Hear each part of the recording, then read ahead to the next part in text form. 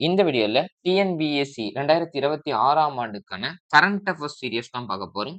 அதாவது current affairs வந்து பார்த்தீங்கன்னா, மே மாசத்துக்கான கரண்ட் அஃபேர்ஸ் ஓகேங்களா? அதாவது இப்ப குடுத்திருக்கக்கூடிய நியூ சிலபஸ்ல 6 ஜெனரல் டாபிக் இருந்தா கூட, அதுல 4 டாபிக்ல மட்டும் தான் கரண்ட் அஃபேர்ஸ் குடுத்துருக்காங்க. இப்ப அந்த 4 டாபிக் ரிலேட்டடா இருக்கக்கூடிய மே மந்த் கரண்ட் அஃபேர்ஸ் தான் பார்க்க போறோம்.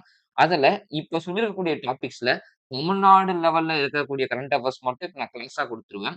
மத்த டாபிக்ஸ் எல்லாமே உங்களுடைய யூடியூப் சப்ஸ்கிரைபர்ஸ்க்கும் பிளஸ் டிஸ்கிரிப்ஷன்ல குடுத்திருப்போம் பார்த்தீங்களா? Telegram link. அத ஜாயின் பண்ணிட்டு நம்மளுடைய டெலகிராம் ஃபாலோவர்ஸ்க்கு டெலகிராம் சேனல்லயே நான் இந்த ஃபுல் பிடிஎஃப்மே குடுத்துருவேன். ஸோ நம்மளுடைய சேனல நீங்க சப்ஸ்கிரைப் பண்ணாம இருந்தீங்கன்னா, சப்ஸ்கிரைப் பண்ணி வச்சுட்டு, பெல் ஐகானுமே டெக்ஸ்ட் பண்ணி வச்சுங்க. அப்பதான் அடுத்தடுத்த கிளாஸஸ் உடைய அப்டேட்ஸ் உங்களுக்கு ரொம்ப சீக்கிரமாவே வந்து கிடைக்கும். ஸோ அழகா டிஎன்பிஎஸ்சி குரூப் 1 எக்ஸாமுக்கும், குரூப் 2 பிளஸ் குரூப் 4க்கு யூஸ்ஃபுல்லா இருக்கக்கூடிய ஜிகேல இருந்து general Tamil plus current affairs, maths videos கூட நான் போடலாம்னு இருக்கேன். இப்ப இந்த வீடியோல தமிழ்நாடு லெவல்ல இருக்கக்கூடிய கரண்ட் அஃபேர்ஸ் மட்டும் பார்ப்போம். ஓகேங்களா? சரி ஓகே. டாபிக் வந்து பார்த்தீங்கன்னா, தமிழ்நாடுன்னு குடுத்திருப்பேன். இதுல நமக்கு முக்கியமா தெரிய வேண்டிய டீட்டெயில் என்னன்னு பார்த்தீங்கன்னா, கடல் மீன் உற்பத்தியில் ஓகேங்களா? நல்லா பார்த்துங்க இங்க. கடல் மீன் உற்பத்தியில வந்து பார்த்தீங்கன்னா, நம்மளுடைய தமிழ்நாடு முதலிடம் பிடித்த மாநிலம். ஓகேங்களா? அப்போ கடல் மீன் உற்பத்தியில நம்ம என்னவா இருக்கோன்றது ரொம்ப ரொம்ப முக்கியம். நல்லா பாத்துங்க. கடல் மீன் உற்பத்தியில தமிழ்நாடு முதலிடம். ஓகேங்களா? அப்ப இதுக்கு முன்னாடி யாரு சார் இருந்தாங்க? இப்ப நீங்க தமிழ்நாடுன்னு சொல்றீங்களே, அப்ப இதுக்கு முன்னாடி யாரு இருந்தாங்க? அப்படின்ற டீட்டெயில் கண்டிப்பா நமக்கு தெரியணும். ஓகேங்களா? அப்ப இது நமக்கு கண்டிப்பா எக்ஸாம் ரிலேட்டடா தேவையான்னு பாத்தீங்கன்னா, இங்க கீழ பாருங்க. 10th சோசியல் சயின்ஸ் புக்ல அக்ரிகல்ச்சர்ன்னு ஒரு டாபிக் இருக்கும். அந்த அக்ரிகல்ச்சர் டாபிக்ல வந்து பாத்தீங்கன்னா, கடல் மீன் பிடிப்பு அப்படின்ற ஒரு டாபிக் உள்ள கடல் மீன் உற்பத்தியில் முதன்மை மாநிலமாக யார் இருக்காங்கன்னு பாத்தீங்கன்னா, இந்த இடத்துல குடுத்திருக்கோம் பாத்தீங்களா நமக்கு கேரளா. கேரளா தான் கடல் மீன் உற்பத்தியில 10th ஸ்கூல் புக் டேட்டா படி ஃபர்ஸ்ட்ல இருப்பாங்க. ஓகேங்களா? ஆனா இன்னைக்கு கரண்ட் அஃபேர்ஸ்ல யார் தான் இருக்காங்க? தமிழ்நாடு டிஎன் ஓகேங்களா? அப்ப கரண்ட் அஃபேர்ஸ் ரிலேட்டடா கேட்டா நமக்கு தமிழ்நாடு வரும். ஸ்கூல் புக் ரிலேட்டடா கேட்டா நமக்கு கேரளா வரும். இப்ப இது கரண்ட் அஃபேர்ஸ் கொஸ்டினா இல்ல நமக்கு ஸ்கூல் புக் கொஸ்டினா கேட்டா, கொஸ்டின்ல நமக்கு இயர் மென்ஷன் பண்ணிடுவாங்க. ஓகேங்களா? நடப்பு ஆண்டில் இல்ல 2026ஆம் ஆண்டு அடிப்படையில் கடல் மீன் உற்பத்தியில இந்தியால எந்த ஸ்டேட் ஃபர்ஸ்ட்ல இருக்குன்னு கேட்டு நம்மளுடைய தமிழ்நாடு தான். அப்ப இயர மென்ஷன் பண்ணாம கேட்கறாங்கன்னா, அப்ப அதுக்கு என்ன வரும்? கண்டிப்பா கேரளாவா தான் வரும். ஓகேங்களா? அதுவே கடல் மீன் உற்பத்தினா நம்ம கடல் ரிலேட்டடா. உள்நாட்டு மீன் பிடிப்புனா நம்ம இந்த ஆறுகள், ஏரிகள், கால்வாய்கள், குளங்கள், கம்மாக்கரை எல்லாம் இருக்கும் பார்த்தீங்களா? அந்த இடத்துல புடிக்கிறதுல யாரு ஃபர்ஸ்ட் வருவாங்க அப்படின்னு பார்த்தீங்கன்னா, இந்தியாவுல ஆந்திர பிரதேசம் நம்மளுடைய ஏபி ஸ்டேட் இருக்காங்க பார்த்தீங்களா? இவங்க தான் உள்நாட்டு மீன் பிடித்தல்ல ஃபர்ஸ்ட். கடல் மீன் பிடித்தல்ல ஸ்கூல் புக் ரிலேட்டடா கேரளாவும், கரண்ட் அஃபேர்ஸ் ரிலேட்டடாவும் யார் வராங்க? நம்மளுடைய தமிழ்நாடு வராங்க. இது கண்டிப்பா இந்த ஆண்டு குரூப் 2, குரூப் 4, குரூப் 1லயே கூட எதிர்பார்க்கலாம். சரி இது இல்லாம இன் டெப்த்தா நமக்கு என்ன சார் தெரியணும்னா, 2025ஆம் ஆண்டில் இந்தியா மொத்தம் 35,00,000 மேல 35,07,000 டன் மீன் உற்பத்தியை பதிவு செய்தது. அப்ப 35.7 லேக்ஸ் டன்னு கிட்ட நம்மளுடைய இந்தியா வந்து பாத்தீங்கன்னா, மீன உற்பத்தி பண்ணியிருக்காங்க. அதுல இந்தியாவின் கடல் மீன் உற்பத்தி, இது ஓவரால் மீன் உற்பத்தி. அதுல இந்தியாவுடைய கடல் மீன் உற்பத்தி 3% அதிகரித்துள்ளது. என்ன சார் சொல்ல வரான்னா, இப்போ வேர்ல்டு லெவல்ல மீன் பிடிக்கிறாங்கன்னு வச்சுக்கங்களேன், அது 100% ஓகேவா? அந்த 100%ல இந்தியாவுடைய பெர்சன்டேஜ் மட்டும் 3%. இந்த 3%க்கான உற்பத்தி திறன் தான் எவ்வளோ? 35.7 டன் ஓகேவா? அப்ப நமக்கு இந்த நம்பர் கேட்க சான்சஸ் இருக்கு. இந்த 3% கேட்கறதுக்கு ஹைலி சான்சஸ் இருக்கு. அத விட அதிகமா எதிர்பார்க்கிறது இந்த தமிழ்நாடு முதல் மாநிலம். இது 100% நம்ம எதிர்பார்க்கலாம். ஓகேங்களா? அடுத்து 2025ஆம் ஆண்டில் தமிழ்நாடு குஜராத்தை முந்தி கடல் மீன் உற்பத்தியில் முதலிடம் பிடித்தது. ஓகேங்களா? இப்ப ஸ்கூல் புக் ரிலேட்டடா பார்த்தா கேரளா. அதுக்கப்புறம் 2025 வரைக்கும் குஜராத் வந்திருக்காங்க. இப்ப இவங்கள முந்தியடிச்சு தான் யார் வந்திருக்காங்க? நம்மளுடைய தமிழ்நாடு வந்திருக்காங்க. ஓகேங்களா? இப்ப இந்த ஓவரால் 35.7 லட்சம் டன்னுல தமிழ்நாடு மட்டும் எவ்வளோன்னு பார்த்தீங்கன்னா 6.85 லட்சம் ஓகேங்களா? அப்ப 6.85 லேக்ஸ் டன்ன வந்து பாத்தீங்கன்னா, நம்ம மீன் பிடிச்சிருக்கோம். ஓகேங்களா? 2வது இடம் குஜராத், 3வது இடம் கேரளா. ஸ்கூல் புக் ரிலேட்டடா வந்தா ஃபர்ஸ்ட் கேரளா. ஓகேவா? அப்ப இந்த டீட்டெயில் கேட்கறதுக்கு சான்சஸ் ரொம்ப ரொம்ப அதிகம். ஓகேங்களா? நாட்டில் அதிகம் பிடிக்கப்படும் மீன் வளம் எதுன்னு பாத்தீங்கன்னா, அயல மீன் சொல்லுவாங்க பார்த்தீங்களா? இதுதான் அதிகமா புடிச்சிருக்காங்களா? இதெல்லாம் கேட்கறதுக்கு சான்சஸ் கிடையாது. ஆனா தெரிஞ்சு வச்சுக்கங்க. அதனைத் தொடர்ந்து கடம்பா மற்றும் எண்ணெய் மத்தி ஆகியவை உள்ளன. இல்ல ஜெனரல் தான். பட் இது ரிலேட்டடா நமக்கு கேட்கறதுக்கு சான்சஸ் இல்ல. ஆனா கீழ பாருங்க. இந்தியால மீன் பிடித்தல் வந்து பார்த்தீங்கன்னா, உள்நாட்டு மீன் பிடிப்பு பிளஸ் கடல் மீன் பிடிப்பு அப்படின்னு இருக்கு. இந்தியாவின் மொத்த மீன் உற்பத்தியில் 75% மேல் உள்நாட்டு மீன் பிடிப்பும். ஸ்கூல் புக் டேட்டா படி பார்த்தோம்னா, இந்த மொத்த உள்நாட்டு உற்பத்தியில 50% தான் உள்நாட்டு மீன் பிடிப்புன்னு குடுத்திருப்பாங்க. ஆனா, கரண்ட்ல 75% நம்ம வச்சுட்டு இருக்கோம். இல்ல ஸ்டேட்மென்ட்டா கேட்கறதுக்கு கூட சான்சஸ் இருக்கு. அதனால தெரிஞ்சு வச்சுங்க. மீதி இருக்கக்கூடிய 25% மட்டுமே கடல் மீன் பிடிப்பும் ஆகும். மீன் உற்பத்தி மற்றும் உள்நாட்டு மீன் பிடிப்பு 2லுமே ஆந்திர பிரதேசம் ஓகேங்களா, ஃபர்ஸ்ட் இடத்துல இருக்காங்க. ஓகேங்களா, நல்லா பாத்துங்க. மீன் உற்பத்தி மற்றும் மீன உற்பத்தி பண்றதுலயும் உள்நாட்டு மீன் பிடிப்பிலயும் ஓகேங்களா, அது கரண்ட் அஃபேர்ஸா இருக்கலாம், இல்ல புக் டேட்டாவா இருக்கலாம். இது 2த்துலயுமே யார் தான் வராங்க? ஏபி. எதுக்கு சார்னா, உள்நாட்டு மீன் பிடித்தல்ல. ஓகேங்களா, உள்நாட்டு மீன் பிடித்தல்ல 2த்துக்குமே யார் வராங்கன்னு பார்த்தீங்கன்னா, நமக்கு ஏபி தான் வராங்க. இந்த அறிக்கையை மத்திய கடல் மீன்வள ஆராய்ச்சி நிறுவனம் ஓகேங்களா, இந்த அறிக்கையை யார் விடுறாங்கன்னா, மத்திய கடல் மீன்வள ஆராய்ச்சி நிறுவனம் விடுறாங்க. அது தெரிஞ்சு வச்சுங்க. இப்ப இதுல இந்த சிஎம்எஃப்ஆர்ஐன்னு இருக்கு பார்த்தீங்களா? இதுக்கான அப்ரிவியேஷன் என்னன்றத நீங்க தெரிஞ்சு வச்சுங்க. முடிஞ்சா கமாண்ட்லயுமே மென்ஷன் பண்ணிடுங்க. ஏன்னா, ஜியோகிராபி ரிலேட்டடா கரண்ட் அஃபேர்ஸோ இல்ல ஸ்கூல் புக் டேட்டாவோ கேட்கறாங்கன்னா, அப்ரிவியேஷன் இல்லாம டேட்டா அதாவது கொஸ்டினே பிரிண்ட் ஆவாது. சோ அதுக்கேத்த மாரி பார்த்து வச்சுங்க. ஓகேங்களா? இப்ப இந்த மத்திய கடல் மீன்வள ஆராய்ச்சி நிறுவனமானது எந்த ஆண்டு உருவாக்கி இருக்காங்கன்னு பார்த்தீங்கன்னா, 1947ஆம் ஆண்டு. அப்ப இந்தியா சுதந்திரம் அடைய சொல்லவே மீன் உற்பத்தி பண்ணியிருக்காங்க அப்படின்ற மாரி ஞாபகம் வச்சுங்க. பிளஸ் கொச்சியில தான் இதனுடைய தலைமையகம் இருக்கு. மீன் பிடித்தல்னு பார்த்தோம்னா, நம்ம பார்த்திருப்போம்ல அதிகமா கேரளா இருந்திருக்காங்கன்ட்டு. சோ அதனால அதனுடைய இடத்துல கேரளால கொச்சின்ல குடுத்திருக்காங்க. சோ இந்த இடத்த நம்ம கண்டிப்பா ஞாபகம் இருக்கணும். ஓகேங்களா?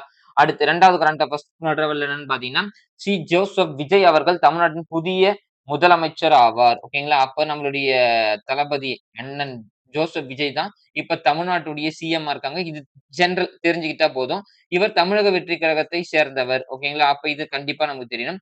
சின்னம் வந்து விசிலு. பிளஸ் வந்து இவங்க வந்து போட்டியிட்ட சின்னம். ஓகேங்களா? கொடி சின்னம் கேட்கல. போட்டியிட்ட சின்னம் வந்து விசிலு. தமிழ்நாட்டில் மொத்தம் 234 சட்டமன்ற தொகுதிகள் இருக்கு. ஓகேங்களா? இப்ப இவங்க ஆளுங்கட்சின்றதுனால, நம்மளுடைய தமிழக வெற்றி கழகத்த தோற்றுவிக்கப்பட்ட ஆண்டு என்னன்னு கேட்கலாம். அழகா என்னன்னு தந்துருவீங்க? 2026ன்னு போட்டா தப்பு. ஏன்னா இவங்க எலக்ஷன்ல ஜெயிச்சது தான் 2026. அப்ப கட்சிய எப்ப உருவாக்குனாங்கன்றத தெரிஞ்சு வச்சுங்க. முடிஞ்சா கமாண்ட்லயுமே மென்ஷன் பண்ணிடுங்க. கமாண்ட்ல முடிஞ்சா மென்ஷன் பண்ணுங்க. ஓகேவா? அடுத்து கட்சிகளும் வென்ற இடங்களின் எண்ணிக்கையும். ஓகேங்களா? இது நான் என்னுடைய ஆஃப்லைன் கிளாஸ் ஸ்டூடண்ட்ஸ்க்கு வந்து பார்த்தீங்கன்னா, போர்ட்லயே குடுத்திருப்பேன். எலக்ஷன் அன்னைக்கு ரிசல்ட் விட்ட அன்னைக்கே நான் ஃபுல் டேட்டாவுமே எடுத்து குடுத்து வச்சிருப்பேன். சோ அவங்க இல்லாம இப்ப நீங்க யூடியூபர்ஸ்ல என்னுடைய ஃபாலோவர்ஸா இருந்தீங்கன்னா, சோ இந்த டீட்டெயில் எடுத்து வச்சுங்க. 108 ஸ்ட்ரீட் வந்து பாத்தீங்கன்னா, தாவேகா தமிழக வெற்றி கழகம் வந்து இது பண்ணியிருப்பாங்க. இவங்க வாங்குன ஓவரால் பெர்சன்டேஜ் வோட் எவ்வளவுன்னு பார்த்தீங்கன்னா, 34.92% ஓகேவா? இதெல்லாம் கேட்கறதுக்கு சான்சஸ் ரொம்ப ரொம்ப ஹை. அது இல்லாம இப்ப இவங்களுக்கு 34% 34.92% அப்படி பார்த்தா அப்ராக்ஸிமேட்டா 35% ஓட்டு வச்சிருந்தா கூட இவங்களுக்கு எத்தன ஓட்டு விழுந்திருக்காம்? 1.72 கோடி. ஓகேவா? அப்போ 1.25 கோடி கிட்ட ஓட்டு வாங்கியிருக்காங்கன்றது தெரியணும். 2வதா திமுக 59 இடத்துல ஜெயிச்சிருக்காங்க. பிளஸ் 24.19% பிளஸ் இவங்களுக்கு விழுந்த ஓட்டு 1.19 கோடி. 3வதா அனைத்திந்திய அண்ணா திராவிட முன்னேற்ற கழகம் 47 சீட்டும் பிளஸ் 21.21% பிளஸ் 1,04,00,000 ஓட்டு விழுந்திருக்கு. காங்கிரஸ் வந்து பார்த்தீங்கன்னா 5 இடத்துல வென்றிருக்காங்க. இவங்களுடைய பெர்சன்டேஜ் குடுக்கல. பட் நீங்க அவங்களுடைய அபிஷியல் சைட்ல போயிட்டு நீங்க இது பண்ணிக்கலாம். பாட்டாளி மக்கள் கட்சி 4 சீட் ஜெயிச்சிருக்காங்க. சோ இவங்க எல்லாமே எத்தன சீட் ஜெயிச்சிருக்காங்க அப்படின்றத மட்டும் தெரிஞ்சு வச்சுங்க. நாம் தமிழர் கட்சி இவங்க 0 ஓகேங்களா? சோ இவங்களத பத்தி நமக்கு தேவைப்படாது. மத்த எல்லா கட்சியுமே எத்தன சீட், எவ்வளவு பெர்சன்டேஜ், எத்தன ஓட்டுன்றது கண்டிப்பா நமக்கு தேவைப்படும். ஓகேங்களா? சரி ஓகே. இது இல்லாம நமக்கு வேற என்ன சார் டீடெயில் தெரியும்னா, நாடாளுமன்ற உறுப்பினர் தேர்தலுக்கு வேட்பாளர், அதாவது வேட்புமனு தாக்கல் பண்றோம். இப்ப நான் ஒரு எம்பி சீட்டுக்கு எலக்ஷன்ல நிக்க பண்றேன்னா, என்னுடைய டெபாசிட் அமௌண்ட் எவ்வளவாம்? ரூ. 25,000 ஓகேங்களா? நம்ம படிச்சிருப்போம்ல. பிரசிடென்ட் உடைய எலக்ஷனுக்கு நம்ம நிக்க போறோம்னா, டெபாசிட் அமௌண்ட் ரூ. 15,000 ஆர்பிஐக்கு பண்ணணும். அதே மாரி நான் ஒரு எம்பி எலக்ஷனுக்கு நிக்க போறேன்னா, டெபாசிட் அமௌண்ட் ரூ. 25,000 பண்ணணும். சட்டமன்ற உறுப்பினர் தேர்தலுக்கு, இதுவே நான் ஒரு எம்எல்ஏ எலக்ஷன் இப்ப 2026ல நம்ப எலக்ஷன் நடந்ததா? சோ அதுல நான் நிக்க போறேன்னா ரூ. 10,000வும் டெபாசிட் அமௌண்ட் செலுத்தணும். இது கரண்ட் அஃபேர்ஸ் ரிலேட்டடா ஸ்கூல்ல சாரி உங்க டிஎன்பிஎஸ்சில கேட்கலாம். சோ தெரிஞ்சு வச்சுங்க. தொகுதிகளில் பதிவான வாக்குகளில் 6ல் 1 பங்கு வாக்குகள் பெற்று அ பெ பெறப்படாவிட்டால் வைப்புத் தொகை இழக்கக் கூடிடும். ஒண்ணுமே இல்ல. இப்ப நமக்கு ஒரு தொகுதியில 6,00,000 ஓட்டு இருக்குன்னு வச்சுங்க. அப்ப 6ல 1 பங்குனா 1,00,000 ஓட்டு ஒரு கட்சி வாங்கலன்னா, இவங்க டெபாசிட் பண்ண அந்த அமௌண்ட் திரும்ப கிடைக்காது. அப்ப 6ல் 1 பங்கு அப்படின்றது எக்ஸாம்ல கண்டிப்பா கேட்க சான்சஸ் இருக்கு. சோ அத நோட் பண்ணி வச்சுங்க. அடுத்து 3வது கரண்ட் அஃபேர்ஸ் வந்து பார்த்தீங்கன்னா, ஜோசப் விஜய் அவர்கள் தமிழ்நாட்டின் முதலமைச்சராக நியமிக்கப்பட்டுள்ளார். இதுதானே சார் ஃபர்ஸ்ட்டே பார்த்தோம். எலக்ஷன்ல ஜெயிச்சாருன்றது வேற, அவர் சிஎம்மா ஆனாருன்றது வேற. ஓகேங்களா? இப்ப இவர் சிஎம்மா பதவி ஏற்றுக்கிட்ட நாள் என்னன்னு பார்த்தீங்கன்னா, மே 10, 2026. இந்த டேட் முக்கியமா சார்ன்னு கேட்டீங்கன்னா, 100% இம்பார்ட்டன்ட். ஏன்னா, அவர் பதவி ஏற்ற நாள்ல ஒரு சில ஸ்கீம்ஸ வந்து இம்ப்ளிமெண்ட் பண்ணியிருப்பாங்க பார்த்தீங்களா? அத எக்ஸாம்ல கேட்கறதுக்கு தான் சான்சஸ் அதிகம். சோ, அதனால அத தெரிஞ்சு வச்சுங்க. ரொம்ப ரொம்ப யூஸ்ஃபுல்லா இருக்கும். ஓகேங்களா? இவர் எந்த தொகுதியில வந்து நின்றுப்பாருன்னா, திருச்சி கிழக்கு தொகுதியிலும், பிளஸ் வந்து பெரம்பூர் தொகுதியில நின்றுப்பாரு. இப்ப இவரு வந்து ஒரு 14 நாட்களுக்குள்ள இவர் 2 தொகுதியில எதனா ஒரு தொகுதிய செலக்ட் பண்ணணுன்றதுக்காக, தன்னுடைய திருச்சி கிழக்கு தொகுதிய வந்து என்ன பண்ணியிருப்பாருன்னா, ராஜினாமா செஞ்சிருப்பாரு. அப்ப இவரு எந்த தொகுதிக்கு தான் இப்போதைக்கு எம்.எல்.ஏ.வன்னு பார்த்தீங்கன்னா, பெரம்பூர் தொகுதியை தக்க வைத்துக் கொண்டார். அது கண்டிப்பா நமக்கு தெரியணும். இல்ல. அது இல்லாம பாருங்க, ஒரு வேட்பாளர் 2 தொகுதிகளில் வெற்றி பெற்றால், அவர் 14 நாட்களுக்குள் ஓகேங்களா? 14 நாட்களுக்குள் அந்த 2 இடங்களில் ஒன்றை காலி செய்ய வேண்டும். வேற எங்க சார் நம்ம 14 நாட்கள் குடுத்திருப்போம்னா, குடியரசுத் தலைவர் மேல இம்பீச்மென்ட் வந்தா 14 நாட்களுக்குள்ள அவர்கிட்ட தெரிவிச்சிருக்கணும்னு பார்த்திருப்போம். உச்சநீதிமன்ற தலைமை நீதிபதினாலும் அதேதான். துணை குடியரசுத் தலைவர்னாலும் அதேதான். சோ அதே ப்ரொசீஜர்ல ஒருத்தர் 2 தொகுதியில நின்னு ஜெயிக்கிறாருன்னா, 2த்துல 1 தொகுதிய ரெசிக்னேஷன் பண்றா மாரி இருந்தா 14 நாட்களுக்குள்ள பண்ண வேண்டும். குறிப்பிட்ட காலத்திற்குள் வேட்பாளர் ஒரு இடத்திலிருந்து ராஜினாமா செய்ய தவறினால், அவர் தேர்ந்தெடுக்கப்பட்ட அனைத்து இடங்களும் காலியாக அறிவிக்கப்படும். அப்ப 2 இடத்துலயுமே திரு ஜெயிச்சிருக்காரு விஜய். ஆனா 14 நாட்களுக்கு மேல டிலே பண்ணிட்டாருன்னா, அப்ப 2 இடத்துலயுமே அவர் எம்.எல்.ஏ. கேண்டிடேட்டா இருக்க மாட்டாங்க அப்படின்றத சொல்லியிருக்காங்க. சோ அதையுமே தெரிஞ்சு வச்சுங்க. ஓகேவா? சரி ஓகே சார். இதெல்லாம் நம்மளுடைய இந்திய அரசியலமைப்பு சட்டத்துல குடுத்துருக்காங்களான்னு கேட்டா, அதுதான் கிடையாது. இது எலக்ஷன் ரிலேட்டடா இருக்கக்கூடிய டாபிக்ன்றதுனால, representation of the people act அதாவது மக்கள் பிரதிநிதித்துவ சட்டம்னு இருக்கு எலக்ஷன் ரிலேட்டட். இந்த சட்டம் வந்து நெறைய வாட்டி டிஎன்பிஎஸ்சில கேட்டாங்க. 1951ல தான் இத உருவாக்கியிருப்பாங்க. இதுல சப்டிவிஷன் இதுல இருக்கக்கூடிய சப்டிவிஷன்லாம் இந்தியன் கான்ஸ்டிடியூஷன் ஆர்டிகல் நம்பர் மாரி படிக்கணுமா சார்ன்னு கேட்டீங்கன்னா, கண்டிப்பா அப்படிலாம் தேவையில்ல. ஆனா தெரிஞ்சு வச்சுங்க. இதுல 33ல சப்டிவிஷன் 7 என்ன சொல்லுதுன்னு பார்த்தீங்கன்னா, ஒரு வேட்பாளர் அதிகபட்சம் 2 தொகுதிகளில் மட்டுமே வேட்புமனு தாக்கல் செய்ய போட்டியிட முடியும். அப்ப அதிகபட்சமா 2 தொகுதியில மட்டும் தான் நிக்க முடியும். ஓகேங்களா? அப்ப சார் இப்ப விஜய் சார் வந்து பார்த்தீங்கன்னா, விழுப்புரத்துல ஃபர்ஸ்ட் மாநாட்ல அப்ப 234 தொகுதியில நான் தானே சார் நிக்க போறேன் அப்படின்ற மாரி சொல்லியிருப்பாரு அப்படின்னா, அவருடைய ஃபேஸ் கட்க்காக அப்படி சொல்லியிருப்பார். ஆனா அபிஷியலா எத்தன தொகுதியில தான் நிக்க முடியும்? 2 தொகுதியில மட்டும் தான் நிக்க முடியும். ஓகேங்களா? அடுத்து மக்கள் பிரதிநிதித்துவ சட்டம் 1951ல பிரிவு 70. பிரிவு 33ல 7 தான் 2 தொகுதி பார்த்தோம். இது 70 என்ன சார் சொல்லுதுன்னா, ஒரு நபர் ஒன்றுக்கும் மேற்பட்ட தொகுதியில் வெற்றி பெற்றால், குறிப்பிட்ட காலத்திற்குள் ஒரு இடத்தை தவிர மற்ற அனைத்து இடங்களிலும் ராஜினாமா செய்ய வேண்டும். அவ்வாறு செய்யவிட்டால் அனைத்து இடங்களிலும் காலியாகிவிடும் என்று குறிப்பிடப்படுகிறது. அதான் ஒரு இடத்துலயாச்சும் நீங்க என்ன பண்ணிடணும் ரெசிக்னேஷன் பண்ணிடணும்ன்றது தான் இந்த இடத்துல குடுத்திருக்கு. ஓகேவா? அடுத்து சிஎம் ரிலேட்டடா கான்ஸ்டிடியூஷன் ஆர்டிகல் நம்பர் நமக்கு கண்டிப்பா தெரியணும். ஆர்டிகிள் நம்பர் 164ல 1 என்ன சார் சொல்லுதுன்னு பார்த்தீங்கன்னா, ஆளுநர் அவர்கள் முதலமைச்சரையும், முதலமைச்சரின் ஆலோசனையின் பேரில் மற்ற அமைச்சர்களையும் நியமிக்க அமைச்சர்கள் ஆளுநரின் விருப்பத்தின் வரை பதவியில் இருப்பார். அதாவது என்ன சொல்றாங்கன்னா, முதலமைச்சரைய முதலமைச்சர் நீதான்ப்பான்னு அபிஷியலா அனவுன்ஸ் பண்றதும், மத்த அமைச்சர்களையுமே இலாக்கா ஒதுக்கீடு செய்யறது முதலமைச்சரா இருந்தா கூட, ஆனா இவர் தான் அமைச்சர்ன்னு இன்ட்ரோடியூஸ் பண்றது யாருன்னு பார்த்தீங்கன்னா, நம்மளுடைய கவர்னர் தான். அத பத்தி சொல்லக்கூடிய ஆர்டிகிள் நம்பர் தான் 164ல 1. இந்த சட்டப்பிரிவு சத்தீஸ்கர், ஜார்க்கண்ட், மத்திய பிரதேசம் மற்றும் ஒடிசா ஆகிய மாநிலங்களில் பழங்குடியினர் நலனுக்காக பொறுப்புள்ள ஒரு அமைச்சரை கட்டாயமாக்குகிறது. ஓகேங்களா? நல்லா பாத்துங்க. ஆகிய மாநிலங்கள்ல பழங்குடியினர் நலனுக்கான பொறுப்புள்ள ஒரு அமைச்சரை. அப்ப மத்த ஸ்டேட்ஸ் எல்லாம் பழங்குடியினருக்குன்னு அமைச்சர் இருக்காங்களான்னு கேட்டா, இருக்க வேண்டிய அவசியம் இல்ல. ஆனா இந்த சத்தீஸ்கர், ஜார்க்கண்ட், மத்திய பிரதேசம், ஒடிசா எல்லாம் என்னவா இருக்கணும்? கண்டிப்பா பழங்குடியினர் ட்ரைப்ஸ்க்குன்னு சொல்லிட்டு ஒரு மினிஸ்ட்ரி இருக்கணும் அப்டின்றாங்க. அத தெரிஞ்சு வச்சுங்க. அடுத்து சட்டப்பிரிவு 164ல 1ல கேப்பிட்டல் ஏன்னு வரணும். இங்க ஸ்மால் ஏ குடுத்திருக்கோம் பாத்துங்க.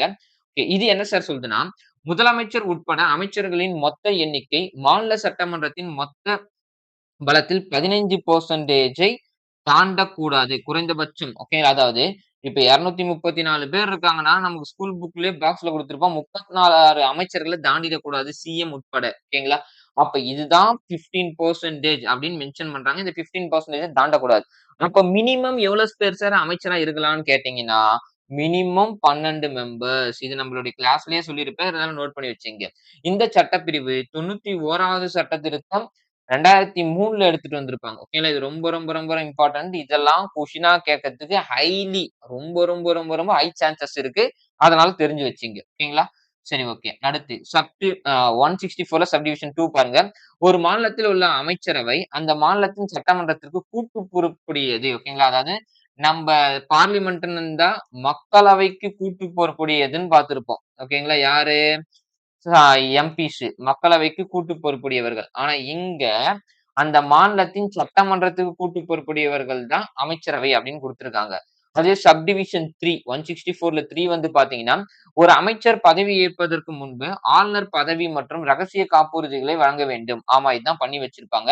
இந்திய அரசியலமைப்பின் 3வது அட்டவணை முக்கிய அரசியலமைப்பு மற்றும் நாடாளுமன்றம் மற்றும் நீதித்துறை பதவிகளுக்கான பதவி பிரமாண படிவங்களை கொண்டுள்ளது. நம்ம பார்த்திருப்போம்ல. அட்டவணை 1ன்னு வந்ததுன்னா, ஆ நம்மளுடைய இந்திய மாநிலங்களுடைய நிலம் மற்றும் வரைபடத்த பத்தி குடுத்து வச்சிருப்பாங்க. 2வது அட்டவணைனா ஊதியம் மற்றும் படிநிலைகள். 3வது தான் பதவி பிரமாணத்த பத்தி குடுத்திருப்பாங்க. அததான் இந்த இடத்துல மென்ஷன் பண்ணியிருக்கோம். ஓகேங்களா? இப்ப 164ல சப்டிவிஷன் 4 வந்து பாத்தீங்கன்னா, மாநில சட்டமன்றத்தில் உறுப்பினராக இல்லாத ஒருவரை அதிகபட்சமாக 6 மாதங்களுக்கு அமைச்சராக நியமிக்க அனுமதிக்கிறது. என்னன்னா, ஒருத்தரு எம்.எல்.ஏவா இல்லன்னா கூட அவருக்கு மினிஸ்டர் போஸ்டிங் குடுக்கலாம் அப்படின்னு சொல்ற ஆர்டிக்கிள் நம்பர் தான் 164ல 4 ஓகேவா? ஆனா இது எத்தன மாசம் வரைக்கும் தான் செல்லுபடியாகும்? 6 மாதத்திற்கு மட்டும் தான். 6 மாதத்திற்குள் அவர் மாநில சட்டமன்றத்தில் தேர்ந்தெடுக்கப்பட தவறினால் அவர் பதவி விலக வேண்டும். இந்த மாரி இடைத்தேர்தல் வந்து எதனா ஒரு இடத்துல ஜெயிச்சிட்டாருன்னா, ஓகே அவர் தான் மினிஸ்டர். சப்போஸ் தோல்வி அடைந்தார்ன்னா அவர் மினிஸ்டர் போஸ்டிங் போடக்கூடாது. அப்படின்றத மென்ஷன் பண்ணியிருக்காங்க. ஓகேவா? ஓகே. அடுத்து சட்டப்பிரிவு 164ல 5 பாத்துங்க. ஒரு மாநில சட்டமன்றத்தில் உள்ள அமைச்சர்களின் சம்பளம் அந்த மாநில சட்டமன்றத்தில் அவ்வப்போது இயற்றப்படும் சட்டங்களின் மூலம் நிர்ணயிக்கப்படுகிறது. அப்ப எம்.எல்.ஏஸ் உடைய சேலரிய பத்தி சொல்லக்கூடியது சாரி மினிஸ்டர்ஸ் உடைய சேலரிய பத்தி சொல்லக்கூடியது என்ன ஆர்டிகிள் நம்பர்னா 164ல சப்டிவிஷன் 5 இது தெரிஞ்சு வச்சுங்க. ஓகேங்களா? இப்பதான் பார்த்தோம் 2வது அட்டவணையில அ நமக்கான அந்த ஊதியங்கள் பத்திலாம் குடுத்திருப்பாங்க அப்டின்ட்டு. ஓகே. இப்ப நம்ம பார்த்தோம் பார்த்தீங்களா, முதலமைச்சரா அவர் வந்து ஏத்துக்கிட்டாரு. என்னைக்கு பதவி ஏத்தாருன்னு கேட்டாங்கன்னா, மே மாசம் 10ஆம் தேதி 2026 ஓகேவா? இது மே 10 ஓகேவா? அன்னைக்கு ஒரு 200 யூனிட் இலவச மின்சாரம் ஸ்கீம் வந்து விட்டாங்க. இது 100% எக்ஸாம்ல வரும். இது தெரிஞ்சு வச்சுங்க. 2 மாதங்களுக்கு ஒரு முறை 500 யூனிட் வரை மின்சாரம் பயன்படுத்தும் நுகர்வோருக்கு பொருந்தும். ஓகேங்களா? அப்ப 2 மாசத்துக்கு ஒரு வாட்டி தான் ரீடிங் எடுக்குறாங்க. இப்ப எங்க வீட்ல 499 யூனிட் வந்திருக்குன்னு வச்சுக்கங்களேன். சரிங்களா? அப்ப எனக்கு என்னன்னா 200 யூனிட்டுக்கான அமௌண்ட் ஃப்ரீ. அப்ப 299 யூனிட்டுக்கான அமௌண்ட்ட மட்டும் பே பண்ணா போதும். இதுதான் ஸ்கீம் உடைய விளக்கம். அடுத்து மற்றவர்களுக்கு தற்போதுள்ள 100 யூனிட் இலவச விநியோக கட்டண அமைப்பு தொடரும். ஓகேங்களா? அப்ப 100 யூனிட் வந்து பாத்தீங்கன்னா அதுக்கும் நாங்க ஃப்ரீயா குடுத்துர்றோம்ப்பா! அப்டின்ற மாரி குடுத்துருக்காங்க. இதனால் மாநில அரசுக்கு ஆண்டுதோறும் கூடுதலாக ரூபாய் 1730 கோடி ஓகேங்களா? சாரி 1730 கோடி ஓகேவா? 1730 கோடி கட்டண மானியச் சுமை ஏற்படும். இதனால கவர்மெண்ட்க்கு லாஸ் அப்டின்ற மாரி குடுத்துருக்காங்க. ஓகே. இது அவங்களுடைய தேர்தல் அறிக்கையில இருக்கே ஃபர்ஸ்ட் சைனே போட்டிருப்பாங்க. ஓகேங்களா? தெலுங்கானா மற்றும் கர்நாடகா 200 யூனிட் இலவச மின்சாரத்தையும், பஞ்சாப் 300 யூனிட் இலவச மின்சாரத்தையும் வழங்கியுள்ளன. அப்ப தமிழ்நாடு கூட 200 தான். அப்ப இந்தியால யார் அதிகமா மின்சாரத்த ஓரளவுக்கு ஈஸியா குடுக்குறாங்கன்னு பார்த்தீங்கன்னா, 300 யூனிட் குடுக்கக்கூடியது பஞ்சாபு. ஓகேவா? அப்ப ஜிகே ரிலேட்டடா நமக்கு என்ன தெரியும்? பஞ்சாப் மற்றும் ஹரியானாவுக்கு பொதுவான உயர் நீதிமன்றம் எதுன்னு கேட்டீங்கன்னா, சண்டிகர். ஓகேவா? அதுவும் தெரிஞ்சு வச்சுங்க. ஓகே. அடுத்த சைன் எதுன்னு பார்த்தீங்கன்னா, சிங்கப்பன் சிறப்பு அதிரடி படை. ஓகேங்களா? மாநிலம் முழுவதும் போதுமான அதிகாரிகள் நியமிக்கப்பட்டு, பெண்களின் பாதுகாப்பை வலுப்படுத்துவதை இது நோக்கமாக கொண்டது. 3வது சைன் என்ன சார்னா, போதைப் பொருள் தடுப்பு பிரிவு. ஓகேங்களா? இது தமிழ்நாட்டுல ரொம்ப அதிகமா இருக்கு. சோ, இத கம்மி பண்றதுக்காக இப்படி ஒரு தடுப்பு பிரிவு எடுத்துட்டு வந்திருக்காங்க. இது ரியலா சும்மா கிரேட்ஃபுல்லா இருக்கக்கூடிய ஒரு ஸ்கீம்னே சொல்லலாம்.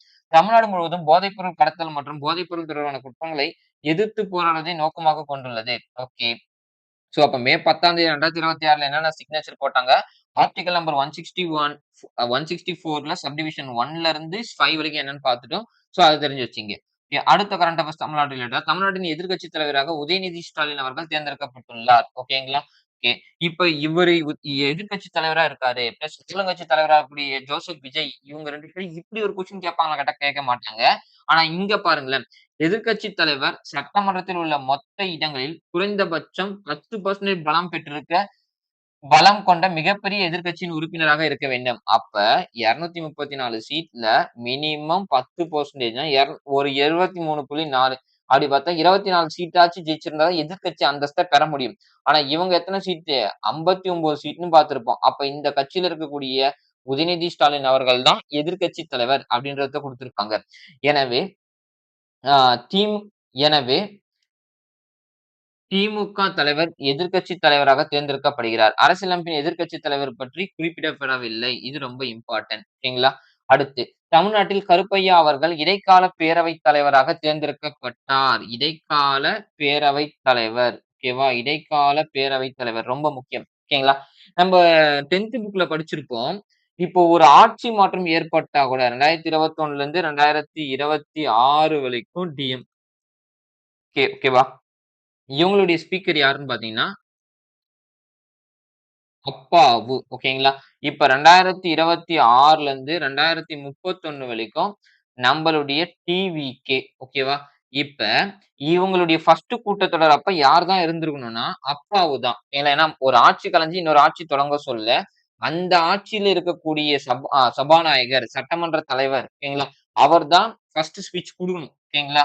ஆளுநர் குடுப்பாரு. அவருக்கு அவர் தான் தலைமை ஏற்று நடத்தணும். ஓகேங்களா? ஆனா அப்பாவு இல்லாம இடைக்கால பேரவைத் தலைவரா கருப்பையாவ சூஸ் பண்ணியிருப்பாங்க. ஏன்னு கேட்டீங்கன்னா, அப்பாவுன்றவரு ஒரு எம்.எல்.ஏ. சீட்ட ஜெயிச்சிருந்தா தான் அவரு அந்த அசெம்பிளிக்குள்ள வந்து அவர் தலைவரா இருந்திருப்பாரு. ஆனா ஒரு எம்.எல்.ஏ. சீட்டு கூட இவர் எடுக்க தவறியதுனால, இடைக்கால பேரவைத் தலைவர எடுக்க வேண்டிய கட்டாயத்துல நம்ம இருந்தோம். அதனால எடுத்துட்டாங்க. ஓகேங்களா? சோ இந்த வாட்டி எக்ஸாம்ல கேட்கறதுக்கு சான்சஸ் இருக்கு. இது ரிலேட்டடா இருக்கக்கூடிய ஆர்டிக்கிள் நம்பர். ஓகேங்களா? சரி ஓகே. புதிய உறுப்பினர்களுக்கு பதவி பிரமாணம் செய்து வைப்பதும், நிரந்தர சபாநாயகர் மற்றும் துணை சபாநாயகர் தேர்தலை நிர்வகிப்பதும் சபாநாயகரின் முதன்மை பணி. ஓகேங்களா? பாருங்க. புதிய உறுப்பினர்கள் பதவி பிரமாணம். ஏன்னா அதான் 234 எம்.எல்.ஏஸ்க்கு வந்து பதவி பிரமாணம் செய்து வைப்பவர் யாருன்னு பார்த்தீங்கன்னா, சபாநாயகர். நல்லா தெரிஞ்சுங்க. முதலமைச்சருக்கு பதவி பிரமாணம் செய்பவரு நம்மளுடைய கவர்னர். அதுவே சட்டமன்ற உறுப்பினர்களுக்கு ஆ பதவி பிரமாணம் செய்து வைப்பவர் யாருன்னு பார்த்தீங்கன்னா, நம்மளுடைய சபாநாயகர். ஆனா இந்த இடத்துல வந்து பார்த்தீங்கன்னா, ஆ அதான் முதலமைச்சருக்கு பதவி பிரமாணம் ஆளுநர் செஞ்சு வைப்பாரு. அ சட்டமன்ற உறுப்பினர்களுக்கு பதவி பிரமாணம் நம்மளுடைய சபாநாயகர் அவங்க தான் பண்ணியிருப்பாங்க. ஆனா இந்த வாட்டி இடைக்கால சபாநாயகர் வந்து பண்ணியிருப்பாரு. ஓகேங்களா?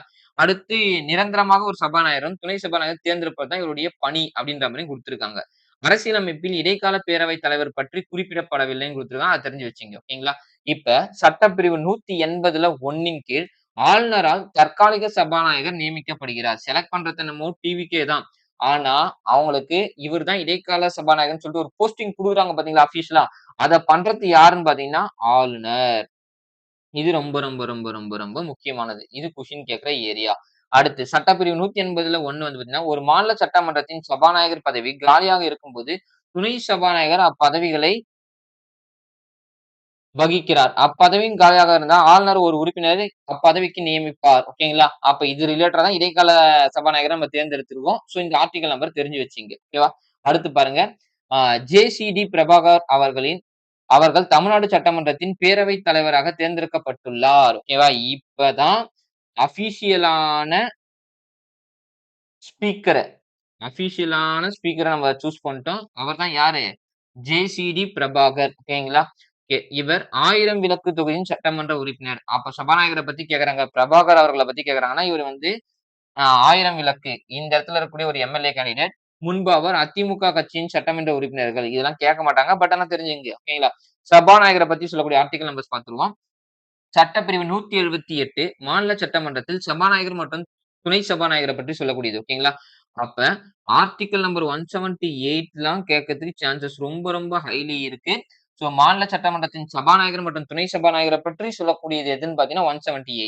அதுவே மக்களவையில சபாநாயகர் மற்றும் துணை சபாநாயகர பத்தி சொல்லக்கூடியது எதுன்னு கேட்டீங்கன்னா, நமக்கு 93. ஓகேங்களா? சட்டப்பிரிவு 179 ஒரு மாநில சட்டமன்றத்தின் சபாநாயகர் மற்றும் துணை சபாநாயகரிடம் பதவிக்காலம் முடியும் நேரம், பதவி விலகல், மற்றும் பதவியிலிருந்து நீக்குவதற்கான நடைமுறைய பத்தி சொல்றது. ஓகேங்களா? அப்ப இத்தன வருஷம் தான் இருக்கணும். இந்த நேரம் முடிஞ்சிருச்சு. நீங்க பதவி விலகிருங்க. இல்ல புதுசா நான் உங்கள பதவியில இருந்து தூக்கப் போறேன். ஏதோ இது பண்ணிட்டீங்க அப்படின்றத பத்தி சொல்லக்கூடிய ஆர்டிகிள் நம்பர் 179. ஓகேங்களா? சபாநாயகர், துணை சபாநாயகருக்கு தனது ராஜினாமா கடிதத்தினை எழுதி ராஜினாமா செய்வார். ரொம்ப, ரொம்ப, ரொம்ப, ரொம்ப இது ஓகேங்களா? இதுவே சிஎம் தன்னுடைய ரெசிக்னேஷன் லெட்டர கவர்னருக்கு குடுப்பார். பிஎம் தன்னுடைய ரெசிக்னேஷன் லெட்டர பிரசிடென்ட்க்கு குடுப்பார். பிரசிடென்ட் தன்னுடைய ரெசிக்னேஷன் லெட்டர வைஸ் பிரசிடென்ட்க்கு குடுப்பார். வைஸ் பிரசிடென்ட் தன்னுடைய ரெசிக்னேஷன் லெட்டர பிரசிடென்ட்க்கு குடுப்பார். அதே மாரி ஸ்பீக்கர் தன்னுடைய ரெசிக்னேஷன் லெட்டர ஓகேங்களா, டெப்யூட்டி ஸ்பீக்கருக்கு குடுப்பார். ஓகேவா? இது கண்டிப்பா தெரியணும். அதான். சபாநாயகர், துணை சபாநாயகருக்கு தனது ராஜினாமா கடிதத்தை எழுதி ராஜினாமா செய்வார். அதே சமயம் துணை சபாநாயகர், சபாநாயகர் கடிதம் எழுதி ராஜினாமா செய்வார். மாத்தி, மாத்தி ரெசிக்னேஷன் லெட்டர் குடுத்துருப்பாங்கன்னு சொல்றாங்க. சோ, இது கண்டிப்பா நமக்கு தெரிஞ்சிருக்கணும். ஓகேவா? ஆர்டிகிள் நம்பர் 180 வந்து பாத்தீங்கன்னா, ஒரு மாநில சட்டமன்றத்தில் சபாநாயகர் பதவி காலியாக இருக்கும்போது அல்லது அவர் இல்லாதபோது துணை சபாநாயகர் சபாநாயகரின் கடமைகளை ஆற்றுவார். இவருடைய கடமைய பத்தி சொல்றது 180. ஓகேங்களா? 180ல சப்டிவிஷன் 1 சபாநாயகர் மற்றும் துணை சபாநாயகர் ஆகிய இரு பதவிகளும் காலியாக இருந்தால், ஆளுநர் இப்பணியை நிறைவேற்ற ஒரு உறுப்பினரை நியமிப்பார். இதுதான் ஸ்டார்ட்டிங்ல பார்த்திருந்தோம். சட்டப்பிரிவு 181ல வந்து பார்த்தீங்கன்னா, ஒரு மாநில சட்டமன்றத்தின் சபாநாயகர் அல்லது துணை சபாநாயகரை நீக்குவதற்கான தீர்மானம் பரிசீலனையில் இருக்கும்போது, அவர் கூட்டத்தொடருக்கு தலைமை தாங்க முடியாது. அவர்கள் பங்கேற்கவும், வாக்களிக்கவும் முடியும் என்றாலும், அவர்கள் தலைமை தாங்க முடியாது. ஓகே நல்லா பாத்துங்க. இப்போ ஒரு இம்பீச்மென்ட் இவர் மேல எடுத்துட்டு வராங்கன்னா, ஓட்டு போட போறாங்க. 234 பேர் ஓகேங்களா? அப்ப இவருடைய ஒரு எம்.எல்.ஏ. சீட் போக மீதி 233 பேர் ஓகேவா? இதுல இந்த 237 பேருக்கும் யார் தலைவரா இருக்கா? சபாநாயகர் தான். ஆனா இவர பதவி நீக்கம் செய்த ஒரு தீர்மானம் தான் வருது. அன்னைக்கு இவர் தலைவர் கிடையாது. ஆனா ஒரு உறுப்பினரா தன்னுடைய ஓட்ட யாருக்கு வேணாலும் போடலாம். இது ரொம்ப ரொம்ப முக்கியமானது. ஓகேங்களா? இது தெரிஞ்சு வச்சுங்க. சட்டமன்றம் சபாநாயகர் பொதுவாக வாக்குகள் சமநிலையில் இருக்கும்போது மட்டுமே வாக்களிக்கும். ஆமா. இப்ப ஏதோ ஒரு பில்லு வருது. அத ஆக்ட்டா மாத்துறதுக்கு கூட தன்னுடைய ஓட்டு வேணும்னா, அது சமநிலையில் இருந்தா மட்டும் தான் ஓட்டு போடுவாங்கன்றத சொல்றாங்க. ஓகேங்களா? ஆர்டிகிள் நம்பர் 182 182 வந்து பாத்தீங்கன்னா, மாநில சட்ட மேலவையின் தலைவர் மற்றும் துணைத் தலைவர் அவங்கள பத்தி சொல்லக்கூடியது. ஓகேங்களா? சட்ட மேலவை. ஏன்னா இது வந்து பாத்தீங்கன்னா, சட்ட மேலவை உருவாக்கம் மற்றும் நீக்குதல பத்தி சொல்லக்கூடியது. ஆர்டிகிள் நம்பர் 169 நம்மளுடைய தமிழ்நாட்டுல 1986ல வந்து பாத்தீங்கன்னா, நவம்பர் மாசம் 1ஆம் தேதி தமிழ்நாட்டு சட்ட மேலவை நீக்கப்பட்டது. தமிழ்நாடு சட்ட மேலவை நீக்கப்பட்டபோது தமிழ்நாடு சிஎம் யாருன்னு பாத்தீங்கன்னா, எம்.ஜி. ராமச்சந்திரன் சார் இருப்பாங்க. சட்ட மேலவை தலைவரா யார் இருந்திருப்பாருன்னு பாத்தீங்கன்னா, ம.பொ. சிவஞானம் அவர் இருந்திருப்பார். இதெல்லாம் தெரிஞ்சு வச்சுங்க. ரொம்ப ரொம்ப யூஸ்ஃபுல்லானது. அடுத்து ரவிசங்கர் அவர்கள் தமிழ்நாடு சட்டமன்றத்தின் துணை சபாநாயகர். அப்ப இடைக்காலம் வந்தா கருப்பையா. ஓகேவா? அதுவே சபாநாயகர்ன்னு கேட்டா பிரபாகர். ஓகேவா? அதுவே துணை சபாநாயகர்ன்னு கேட்டா ரவிசங்கர். ஓகேவா? இதெல்லாம் கேட்கறதுக்கு சான்சஸ் ரொம்ப ரொம்ப அதிகம். சோ, அதனால தெரிஞ்சு வச்சுங்க. ஓகேங்களா? இவர் திருச்சி மாவட்டத்தில் உள்ள துறையூர் தொகுதியின் சட்டமன்ற உறுப்பினர். அவரு 1000 விளக்குன்னு பார்த்தோமா, இவரு துறையூர். ஓகேங்களா? அமைச்சர்களும் அவர்கள் தொகுதிகளும். இப்ப அமைச்சர்கள் ஒதுக்கியிருப்பாங்க. ஆனந்த் வந்து பார்த்தீங்கன்னா, டி நகர்ல போட்டிட்டு இருப்பாரு. வெங்கட்ராமன் மயிலாப்பூரு, ஆதவர்ஜுனா வில்லிவாக்கம், செங்கோட்டையன் கோபிச்செட்டிப்பாளையம், ராஜ்மோகன் எழும்பூர். ஓகேங்களா? இவங்கலாம் வந்து பார்த்தீங்கன்னா, மினிஸ்ட்ரி பிரிச்சிருக்காங்க. மினிஸ்ட்ரி பத்தி கேட்கறதுக்கு சான்சஸ் இருக்கு. அத நான் தனியாவே உங்களுக்கு ஒரு வீடியோவா அப்லோட் பண்ணி தரேன். இப்போதைக்கு மே மாசத்துக்கான கரண்ட் அஃபேர்ஸ் மட்டும் தான் பார்க்குறோம். ஓகேங்களா? அடுத்து தமிழ்நாடு சட்டமன்றத்தில் சபரிநாதன் அவர்கள் அரசு கொறடாவாக நியமிக்கப்பட்டுள்ளார். ஓகே நல்லா பாத்துங்க. சபரிநாதன் ஓகேங்களா? இவர்தான் அரசு கொறடாவாக. அப்ப கொறடானா என்னன்றது கண்டிப்பா நமக்கு தெரியணும். ரொம்ப ரொம்ப இம்பார்ட்டன்ட். ஓகேவா? இது தெரிஞ்சு வச்சுங்க. அவர்கள் விருகம்பாக்கம் தொகுதியின் சட்டமன்ற உறுப்பினராக தேர்ந்தெடுச்சிருக்காரு. ஓகே. கொறடானா ஃபர்ஸ்ட் என்ன? அவையில் கட்சி உறுப்பினர்களிலேயே வருகையையும், ஒழுக்கத்தையும் உறுதி செய்வார். ஓகேங்களா? அப்ப அந்த ஹால்ல இருக்கக்கூடிய அட்டெண்டன்ஸையும், பிளஸ் அவங்களுடைய டிசிப்ளினையும் மெயின்டெயின் பண்றவர் யாருன்னு பார்த்தீங்கன்னா, இந்த கொறடா தான். அடுத்து ஒரு கொச்சின் உறுப்பினர்கள் கட்சிக்கு எதிராக வாக்களிப்பதின் மூலம் கொறடாவின் உத்தரவை மீறினார். அதாவது இப்போ ஒரு பில் எடுத்துட்டு வராங்க. இது நம்ம கட்சி எடுத்துட்டு வர பில்லுப்பா. இந்த பில்லுக்கு சப்போர்ட் பண்ணுங்க. இவருக்கு ஆதரவு குடுங்க அப்படின்னு சொல்றதுக்கு கொறடா. அத கேட்க வேண்டியது மத்த எம்.எல்.ஏஸ். ஆனா இவருடைய உத்தரவை மீறி அவர் செயல்பட்டார்னா, கட்சி தாவல் தடை சட்டத்தின் கீழ் அவர் அவையிலிருந்து தகுதி நீக்கம் செய்யப்படலாம். கட்சி தாவல் தடை சட்டம் எப்போ வந்திருக்கும்? நமக்கு 10வது அமெண்ட்மென்ட் சாரி 52வது சட்ட திருத்தம். 52வது சட்ட திருத்தம் 1985ல வந்திருக்கும். இது வந்து பார்த்தீங்கன்னா, நமக்கு 10வது அட்டவணையில கட்சி தாவல் தடை சட்டத்த பத்தி குடுத்து வச்சிருப்பாங்க. ஓகேங்களா? சரி ஓகே. இது திரும்ப திருத்தப்பட்டத 91வது சட்ட திருத்தம் 2003ன்னு குடுத்து வச்சிருப்போம். அதையுமே தெரிஞ்சு வச்சுக்கங்க. ஓகேவா? சரி ஓகே. அடுத்து குடியரசுத் தலைவர் தேர்தலின் போது மட்டுமே சட்டமன்ற உறுப்பினர்களுக்கு கொறடாவின் உத்தரவுகளின்றி தங்கள் விருப்பினர்களுக்கு வாக்களிக்கும் சுதந்திரம் உண்டு. நல்லா தெரிஞ்சுங்க. எந்த மசோதா வந்தாலும் கொறடா பேச்சு கேட்கணுமா? அதுவே குடியரசுத் தலைவருடைய தேர்தல்ல போது மட்டுமே சட்டமன்ற உறுப்பினர்களுக்கு கொறடாவின் உத்தரவின்றி தாங்கள் விருப்பமானவர்களுக்கு வாக்களிக்கும் சுதந்திரம் உண்டு. அப்ப கொறடாவுடைய பேச்ச எப்ப மட்டும் கேட்க தேவைன்னா, பிரசிடென்ட் உடைய எலக்ஷன் அப்ப மட்டும் கேட்க தேவை கிடையாது. ஓகேவா? கொறடா பதவி அரசியலமைப்பில் குறிப்பிடப்படவில்லை. இது வந்து கான்ஸ்டிடியூஷன்ல சொல்லன்னு சொல்லியிருக்காங்க. அதற்காக எந்த சட்டமும் இல்லை. அது மரபு மற்றும் பாரம்பரியத்தின் மூலம் நிறுவப்பட்டது. அது ஆங்கிலேயர் ஆட்சியிலிருந்து பெறப்பட்டது. கொறடாவின் அந்தஸ்து அமைச்சரவை அமைச்சர்களுக்கு சமமாக இருக்கும். ஓகேங்களா? அமைச்சர்களுக்கு ஈக்குவலானதுன்னு சொல்றாங்க. ஏவா வேலு அவர்கள் திமுகவின் கொறடாவாக உள்ளார். சபரிநாதன் டிவிகே. டிஎம்கேக்கு நம்மளுடைய ஏவா வேலு அவர்கள். ஓகேங்களா? ஓகே.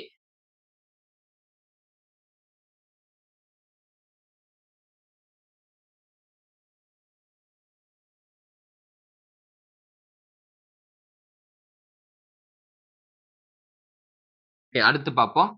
ஆ எம்.ஏ. சித்திக் அவர்கள் தமிழ்நாட்டின் நிதிச் செயலாளராக நியமிக்கப்பட்டுள்ளார். ஓகேங்களா? நல்லா பாத்துங்க. நிதிச் செயலாளர். ரொம்ப ரொம்ப இம்பார்ட்டன்ட். இதெல்லாம் கரண்ட் அஃபேர்ஸ்ல தமிழ்நாடு அட்மினிஸ்ட்ரேஷன் ரிலேட்டடா கேட்கலாம்.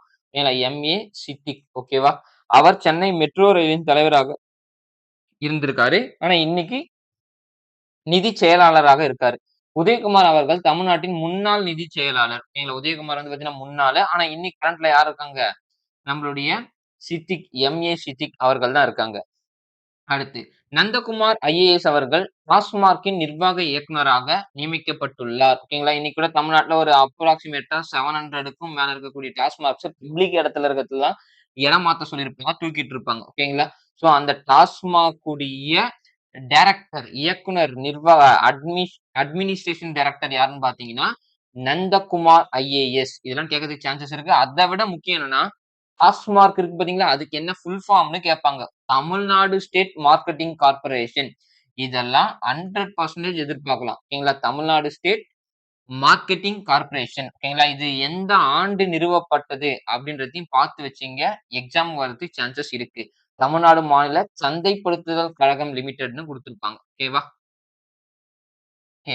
அடுத்து முருகானந்தம் அவர்கள் வருவாய் நிர்வாக ஆணையராக நியமிக்கப்பட்டுள்ளார். டாஸ்மார்க் எப்படி பார்த்தோமோ, அதே மாரி வருவாய் நிர்வாக ஆணையராக முருகானந்தம் நியமிக்கப்பட்டுள்ளார். இவர் தமிழ்நாட்டின் முன்னாள் தலைமைச் செயலாளர். ஓகேங்களா? தமிழ்நாட்டுடைய ஃபர்ஸ்ட் அதாவது இதுக்கு முன்னாடி இருக்கக்கூடிய செக்ரட்டரியேட்டா இருந்திருக்காரு. ஆனா இவருக்கு இப்ப என்ன போஸ்டிங் குடுத்துருக்காங்கன்றது தெரிஞ்சு வச்சுங்க.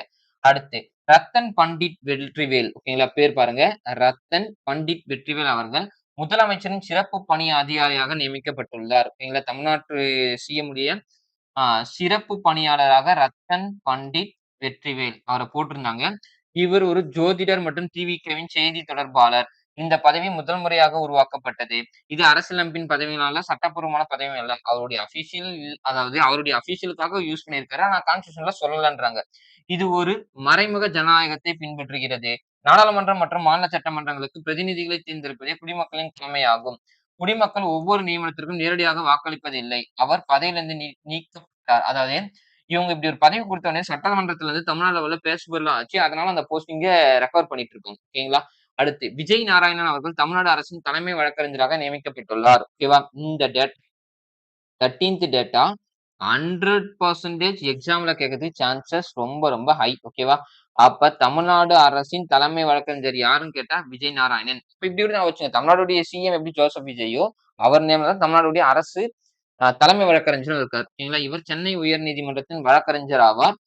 இவர் எடப்பாடி கே. பழனிச்சாமி அவர்கள் ஆட்சி காலத்தில் தலைமை வழக்கறிஞராக பணியாற்றினார். அப்ப பாருங்க ஏடிஎம்கே பீரியட்ல கூட இவர் தான் தலைமை வழக்கறிஞரா இருந்திருக்காரு.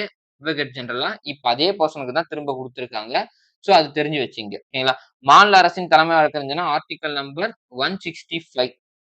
இங்க 165ன்னு வரணும். ஓகேங்களா? Article number 165. ஓகேங்களா? அதுவே நமக்கு அட்வொகேட் ஜெனரல்னா 165, அட்டார்னி ஜெனரல்னா 76. டிஃபரண்ட் 89 நம்பர் வரும். ஓகேவா? சோ தெரிஞ்சு வச்சுங்க. வெங்கட்ரமணி இந்திய தலைமை வழக்கறிஞர் ஆவார். பி.எஸ். ராமன் தமிழ்நாட்டின் முன்னாள் தலைமை வழக்கறிஞர். ஓகேங்களா? சோ லாஸ்ட்டா அ தமிழ்நாட்டுடைய பிரசிடென்ட் லிஸ்ட் கேட்டுருக்காங்க. பிரைம் மினிஸ்டர் லிஸ்ட் கேட்டுருக்காங்க. ஆ பிளஸ் வந்து பாத்தீங்கன்னா, சுப்ரீம் கோர்ட் ஜட்ஜஸ் லிஸ்ட் கேட்டுருக்காங்க. அந்த மாரி தமிழ்நாடு அரசுடைய வழக்கறிஞர்களுடைய தற்பொழுது இதற்கு முன்னாடின்ற மாரி கேட்டாங்கன்னா, தற்பொழுது தான் பார்த்தா விஜய் நாராயணன். இதற்கு முன்னாடி பி.எஸ். ராமன். ஓகேங்களா?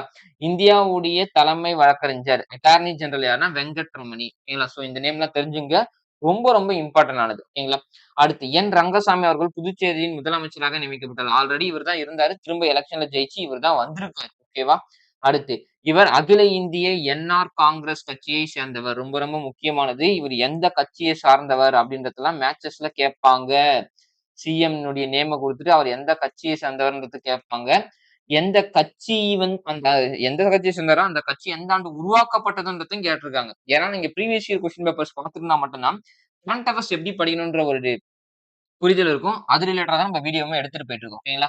இந்த கட்சி என்.ஆர். காங்கிரஸ் வந்து பார்த்தீங்கன்னா, 2011ல நிறுவப்பட்டிருக்கு. ஓகேங்களா? இவங்களுடைய சின்னம் அதாவது புதுச்சேரியுடைய முதலமைச்சர் ரங்கசாமி அவர்கள் நின்ன கட்சி என்.ஆர். காங்கிரஸ். இது நிறுவப்பட்ட 2011. இவங்களுடைய சின்னம் வந்து பார்த்தீங்கன்னா, ஜக்கு. ஓகேங்களா? நம்ம பார்த்தோம்ல. டிவிகே வந்து விசில்ன்னு பார்த்தோம். 2026ல ஆட்சி அமைச்சாங்கன்னு பார்த்தா, 2023ல கட்சி ஓப்பன் பண்ணாங்கன்றது உங்களுக்கு தெரிஞ்சிருக்கணும். சோ இவங்களுடைய கட்சி உடைய சின்னம் வந்து பார்த்தீங்கன்னா, விசில்ல நின்னுருப்பாங்களா, அதே மாரி இவங்களுக்கு வந்து பார்த்தீங்கன்னா, ஜக்குன்றது தெரியணும். ஓகேங்களா? இக்கட்சி நிறுவப்பட்ட பிறகு 2011, 16, 21, 26 ஆகிய 3 இதுலயுமே வெற்றி பெற்றிருக்குன்னு குடுத்திருக்காங்க. சோ இவங்க வெற்றி பெற்ற ஆண்டுகள்லாம் கேட்க மாட்டாங்க. இதுக்கு முன்னாடி குடுத்திருக்க டீட்டெயில் மட்டும் கேட்பாங்க. அத பார்த்து வச்சுங்க. அடுத்து வந்து பார்த்தீங்கன்னா, புனேவில் உள்ள இந்திய வெப்பமண்டல வானிலை ஆய்வு நிறுவனம். ஓகேங்களா? அப்ப இந்திய வெப்பமண்டல வானிலை ஆய்வு நிறுவனம். இப்ப அதிகமா பேசப்படுறது எதுன்னு பார்த்தீங்கன்னா, எல் நீனோ. ஓகேவா? இத பத்தின ஒரு வீடியோ நான் அ ரி ஷார்ட்டாவே போடுவேன். அத பார்த்துக்கலாம். சோ இந்த இந்திய வெப்பமண்டல வானிலை ஆய்வு மையம், இவங்க எல் நீனோ வருதா இல்லையான்றதெல்லாம் ரிசர்ச் பண்ணி சொல்லியிருக்காங்க. சோ அதே மாரி இந்த ஆய்வகம் எங்க இருக்குன்னு பார்த்தீங்கன்னா, புனேல இருக்கு. ஓகேவா? இந்தியாவின் முதல் நகர்ப்புற சோதனைக்களம். இந்தியாவுடைய முதல் நகர்ப்புற சோதனைக்களம் மற்றும் ஏரோசல் ஆய்வகத்தை சென்னையில் நிறுவியுள்ளது. ரொம்ப ரொம்ப முக்கியம். அதாவது இந்திய வெப்பமண்டல ஆய்வு நிறுவனம் எங்க இருக்குன்னு கேட்டா புனே. இவங்க என்ன பண்ணியிருக்காங்கன்னு பார்த்தீங்கன்னா, இந்தியாவுடைய முதல் நகர்ப்புற சோதனைக்களம் மற்றும் ஏரோசல் ஆய்வகத்த சென்னையில தான் நிறுவியிருக்காங்க அப்படின்றத குடுத்திருக்காங்க. இது கேட்கறதுக்கு சான்சஸ் ரொம்ப ஹை. பார்த்து வச்சுங்க. அடுத்து கிருஷ்ணன் அவர்கள் தமிழ்நாடு நகர்ப்புற ஆ வாழ்விட மேம்பாடு வாரியத்தின் தலைவராக நியமிக்கப்பட்டுள்ளார். இதெல்லாம் குரூப் 2A. குரூப் 1 உடைய மெயின்ஸ்ல கேட்கறதுக்கு சான்சஸ் அதிகம். பிரிலிம்ஸ்ல இதனுடைய ஃபுல் ஃபார்ம், அப்ரிவியேஷன் கேட்கறதுக்கு சான்சஸ் இருக்கு. ஓகேவா? இது கலைஞர் கருணாநிதி அவர்கள் ஆட்சி காலத்தில் செப்டம்பர் 1970ல் தமிழ்நாடு குடிசை மாற்று வாரியமாக நிறுவக்கப்பட்டது. ஓகேங்களா? அதாவது தமிழ்நாடு குடிசை மாற்று வாரியம் தான் ஃபர்ஸ்ட் இருந்திருக்கு. ஓகேவா? தமிழ்நாடு குடிசை மாற்று வாரியம். இத 1970ல செப்டம்பர்ல உருவாக்கியிருக்காங்க. ஓகேவா? ஆனா இதுக்கு என்ன இப்ப பேருன்னு பார்த்தீங்கன்னா, தமிழ்நாடு நகர்ப்புற வாழ்விட மேம்பாடு வாரியம் அப்படின்னு மாத்திருக்காங்க. தமிழ்நாடு குடிசை மாற்று சட்டம் 1971ல் நிறைவேற்றப்பட்டது. ஓகேவா? சட்டம் வந்து இது எப்ப வாரியமா மாறுச்சுன்னு கேட்டாங்கன்னா, 1970. இது சட்டமா எப்ப மாறுச்சுன்னா 1971. செப்டம்பர் 2021. ஓகேங்களா? செப்டம்பர் மாசம் 2021ல தமிழ்நாடு குடிசை பகுதி மாற்று வாரியம். தமிழ்நாடு குடிசை மாற்று வாரியம். Tamil Nadu slum clearance board. ரொம்ப ரொம்ப இம்பார்ட்டன்ட். பார்த்து வச்சுங்க. டிஎன்எஸ்சிபி. ஓகேவா? இது தமிழ்நாடு நகர்ப்புற வாழ்விட மேம்பாட்டு வாரியம். Tamil Nadu urban habitat development board. ஓகேங்களா? So Tamil Nadu urban habitat development board. இத பெயர் மாற்றம் செய்யப்பட்டது. அப்ப இதுலருந்து இது என்ன பெயர் மாத்துனாங்கன்றதும் தெரியணும். இல்ல தமிழ்நாடு குடிசை மாற்று வாரியத்த தமிழ்நாடு நகர்ப்புற வாழ்விட மேம்பாட்டு வாரியம்னு மாத்திருக்காங்க. இது எந்த வருஷம்னு கேட்டாங்கன்னா, 2021ல செப்டம்பர் மாசம். ரொம்ப ரொம்ப இம்பார்ட்டன்ட். தெரிஞ்சு வச்சுங்க. சரிங்களா? தமிழ்நாட்டின் முக்கிய அமைப்புகள். ஓகேவா? இதுலருந்து கொஸ்டின் 1 வரத்துக்கு ரொம்ப சான்சஸ் இருக்கு. 100% ஒரு கொஸ்டின் வரலாம். இந்த டேட்டாலருந்து. தமிழ்நாட்டுடைய முக்கிய அமைப்புகள் பார்த்தீங்கன்னா, தமிழ்நாடு தொழில் முதலீட்டுக் கழகம். டிஐஐசி. 1949ல நிறுவப்பட்டிருக்காங்க. உங்களுக்கான கொஸ்டின் என்னன்னா, இதனுடைய ஃபுல் ஃபார்ம்ஸ்லாம் என்னன்னு பார்த்து வச்சுங்க. சரிங்களா? இதனுடைய ஃபுல் ஃபார்ம்ஸ் என்னன்றது கண்டிப்பா நமக்கு தெரியணும். தமிழ்நாடு தொழில் முன்னேற்ற கழகம். ஓகேங்களா? டிஐடிசி. இதுக்கும் ஃபுல் ஃபார்ம் என்னன்னு தெரியணும். இது எப்ப உருவாக்குறாங்கன்னு பார்த்தீங்கன்னா, 1965. தமிழ்ல இதனுடைய ஃபுல் ஃபார்ம் இதுதான். இங்கிலீஷ்ல அப்ரிவேஷன் என்னன்றது தான் உங்களுக்கு நான் தெரியணும்னு சொல்லிட்டு இருக்கேன். ஸோ அத மட்டும் கண்டிப்பா தெரிஞ்சு வச்சுங்க. ஏன்னா எக்ஸாம்ல கேட்கறதுக்கு சான்சஸ் ரொம்ப, ரொம்ப, ரொம்ப, ரொம்ப, ரொம்ப இதுவா இருக்கு. ஓகேங்களா? ஓகே. நான் இந்த ஃபர்ஸ்ட் ஒன்னுத்துக்கு மட்டும் சொல்லிடுறேன். நீங்க வேணா நோட் பண்ணி வச்சுங்க. டிஐஐசி அப்டின்னா என்ன? அப்டின்றது கேட்கறதுக்கு சான்சஸ் ரொம்ப, ரொம்ப அதிகமா இருக்குன்னு சொல்லியிருந்தேனா, அப்ப இதுக்கு என்ன சார் மீனிங்ன்னு பார்த்தீங்கன்னா, Tamil Nadu industrial Tamil Nadu industrial investment investment corporation. ஓகேவா? இதுதான் டிஐஐசி. இதே மாரி ஃபுல் ஃபார்ம் இதுக்கு தெரியணும். அதுக்கப்புறம் இங்க தமிழ்நாடு வீட்டு வசதி வாரியம். ஓகேங்களா? இது எப்போ உருவாக்குறாங்கன்னா 1961. நல்லா பாத்துங்க. தமிழ்நாடு தொழில் முதலீட்டு கழகம். ஓகேங்களா? இந்தியாவுடைய முதல் தொழில் கொள்கை அப்படின்ற மாரி ஞாபகம் வச்சுக்கினா கூட இந்த இயர் ஈஸி. தமிழ்நாடு தொழில் முன்னேற்ற கழகம் 1965.